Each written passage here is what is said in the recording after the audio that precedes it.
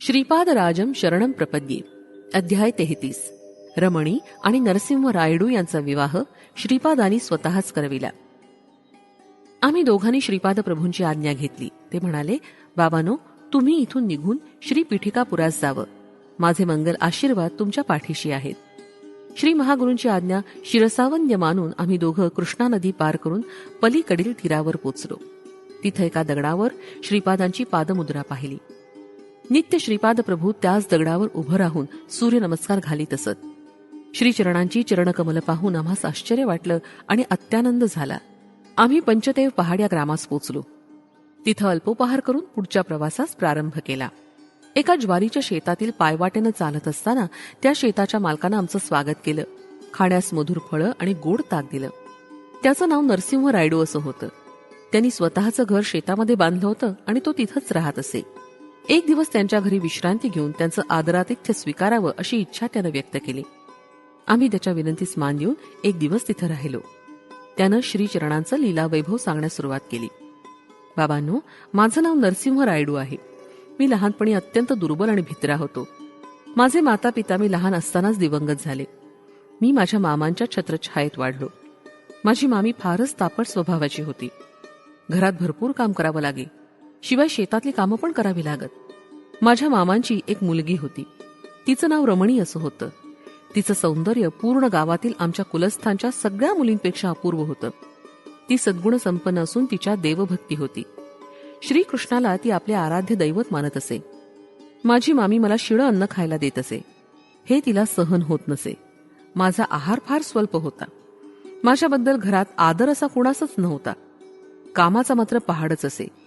चोरून रमणी मला ताजं अन्न आणि मधुर फळं आणून देत असे. कधी ते माझ्या मामेच्या दृष्टीस पडल्यास माझ्याबरोबर तिची सुद्धा पूजा होत असे. माझे मामा स्वभावानं फार चांगले होते, परंतु बायको पुढे त्यांचे काहीच चालत नसे. तिच्यासमोर ते असमर्थच होते. कधी कधी माझी मामी आमच्या कुलस्थातील माझ्यापेक्षा बलवान मुलांना बोलवून मला मारायला सांगत असे. माझ्या या दुर्बलतेमध्ये मारहाणीनं दुर्बलता आणि भित्रेपणा अधिकच वाढला. माझ्यापेक्षा वयानं लहान पण सशक्त मुलांसमोर सुद्धा मी असमर्थ असहाय्य वाटत होतो. ते माझी टिंगल करत. अशा प्रकारे कष्टमय जीवन मी जगत होतो. आमची रमणी सौंदर्यवान असल्यानं गावातील आमच्याच कुलातील सगळ्या युवकांची तिच्याशी लग्न करण्याची इच्छा होती. परंतु तिला माझ्याशीच लग्न करायचं होतं. माझ्याजवळ पैसा अडका तर नव्हताच, शिवाय दुर्बल शरीर आणि भित्रा स्वभाव, यामुळे ते कसं जमणार हा प्रश्नच होता. आमचे मामा धनवान श्रीमंत होते. ते स्वभावानं चांगले होते, पण त्यांना पैशाची आशा फार होती. मामी दुष्ट होती, परंतु तिची स्तुती केली की ती फसत असे. आमची रमणी कसेही करून मीच तिचा पती व्हावा अशी श्रीकृष्णाजवळ दररोज प्रार्थना करत असे. एकदा आमच्या गावात एक ढोंगी साधू आला. तो कालीचा भक्त असून भूत, भविष्य आणि वर्तमानाचं त्याला ज्ञान आहे असा साऱ्या गावात प्रचार झाला. त्याच्याजवळ भूत भविष्य जाणण्याची विद्या होती. गावात त्यानं सांगितलेलं भविष्य 100% खरं झालं होतं. आमच्या मामीवर त्यानं माया केली आणि तिला घरात कालीपूजा करावी असं सांगितलं. सगळी तयारी करून घेतली. त्यानं रमणीची पूजेतील कृष्णाची मूर्ती घराच्या बाहेर फेकून देण्यास सांगितलं.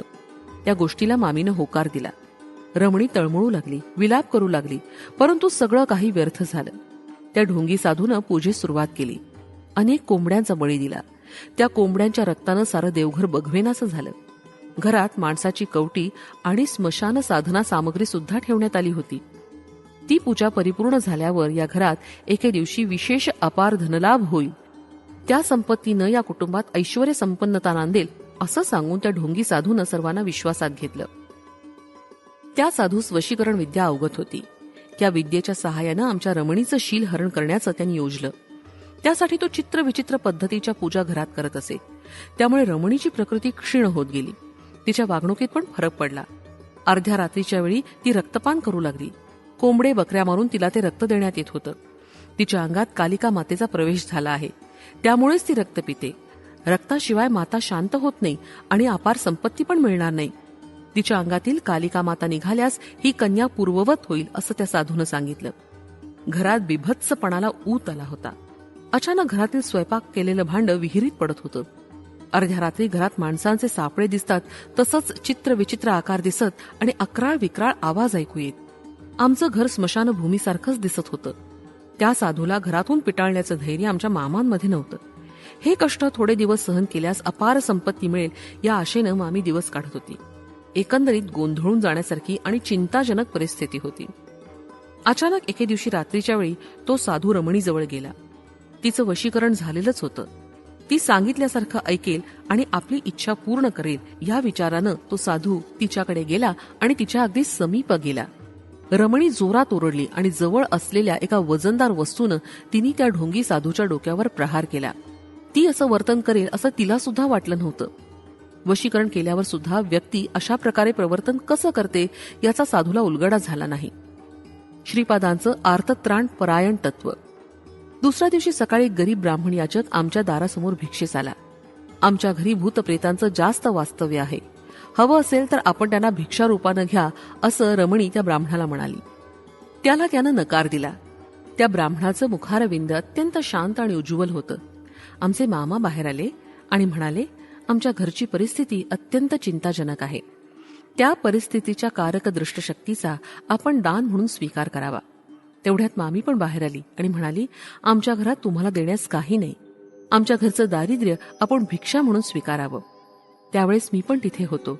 मी म्हणालो, स्वामी, माझ्याकडे वंशपारंपरिक असलेले एक चांदीचे ताईत आहे. आपली संमती असेल तर तो ताईत मी अर्पण करतो, ते भिक्षा म्हणून स्वीकारावं. त्याचा त्यानं स्वीकार केला. इतक्यातच ढोंगी साधू स्मशानातून माणसांचं कपाल घेऊन आला. तो अट्टहासानं म्हणाला, अरे भिक्षुक ब्राह्मणा, तू नाकारलंस तरी मी ह्या मानव कपालाची भिक्षा घालीन, तिचा स्वीकार कर. त्या ब्राह्मणानं त्या भिक्षेचा अस्वीकार केला. तितक्यात आमच्या घरात एक दिव्य प्रकाश दिसला आणि तो भिक्षेस आलेला ब्राह्मण अदृश्य झाला. त्या दिव्य प्रकाशामुळे ढोंगी साधूच्या सर्व अंगाची भयंकर आग होऊ लागली. त्या प्रकाशातील किरण रमणीवर पडले आणि ती एकदम पूर्ववत झाली. मामीला पक्षवात होऊन ती धरणीवर पडली. मामांना भीतीनं सर्वांगास कापरे भरले. मला मात्र विपरीत धैर्य आलं. माझ्या शरीरात शक्तीचा प्रवेश होऊन माझा मलाच मी अत्यंत बलवान वाटू लागलो. त्या मांत्रिकाच्या तोंडातून सारख्या रक्तधारा वाहू लागल्या आणि त्याच्यातील सर्व शक्तींचा नाश झाला. त्या दिव्य तेजोमय प्रकाशाचं एका मानव रूपात रूपांतर झालं. ते आर्तत्राण परायण समस्त देवी देवता स्वरूपी आदी मध्य आणि अंतरहित असलेले दिव्य भव्य तेजोमय स्वरूपाचे श्रीपाद श्रीवल्लभच होते. श्रीपाद श्रीवल्लभ म्हणाले, काली माता खरं पाहता मानवात लपलेल्या कामक्रोधादी राक्षसांचा ध्वंस करते. ती कोंबड्या बकऱ्या वगैरे कधीच मागत नाही. या प्राणमय जगातील राक्षस शक्तीच कालिका रूप धारण करून निरनिराळ्या प्राण्यांचे बळी मागते. खऱ्या खऱ्या काली मातेची शुभ लक्षणं प्रेम, शांती, दया अशीच असतात. या प्राणमय विश्वातील राक्षसी शक्ती, असुरी शक्ती, भूतप्रेतादी शक्ती आम्ही देवता आहोत असं सांगून क्षुद्र विद्येचं प्रदर्शन करतात. क्षुद्र मांत्रिक त्यांची उपासना करून या लोकात भलतेच उपद्रव निर्माण करतात. या जगातील निरनिराळ्या प्रेतात्म्यांना देवता शरीर धारण करता येतं हे लक्षात ठेवा, पण त्या त्या देवतेची दैवी शक्ती मात्र त्यांना नसते. श्रीपाद प्रभू पुढे म्हणाले, धर्मरक्षणार्थ माझा जन्म होतो असं मी वचन दिलं आहे. त्याला अनुसरूनच धर्म संस्थापनार्थ श्रीपाद श्रीवल्लभांचा अवतार झाला आहे. हा अवतार दया, शांती, प्रेम, करुणा अशा अनंत शक्तींचं मिश्रण आहे. आमच्या घराची शुद्धी करून ढोंगी साधूला पिटाळून लावून श्रीपादांच्या अनुग्रहानं मामी बरी झाली. श्रीपादांनी आम्हाला आशीर्वाद देऊन माझा आणि रमणीचा विवाह स्वहस्तानं केला. तेव्हा ती जेमतेम 12 वर्षाची मूर्ती होती. श्रीपाद प्रभूंचं वास्तव्य पिठिकापुरातच होतं. माया रूपानं ते पंचदेव पहाड या ग्रामात सुद्धा राहत. त्यांनी आम्हास ह्या अक्षता दिल्या होत्या. शंकर भट्ट आणि धर्मगुप्त या नावांचे 2 जण येतील. त्यांना थोड्या अक्षता द्याव्या असं त्यांनी सांगितलं होतं. आहा, किती लीलामय स्वरूप आहे श्रीवल्लभांचं. श्रीपाद श्रीवल्लभांचा जय जयकार असो. फलश्रुती अनुकूल विवाह होण्यास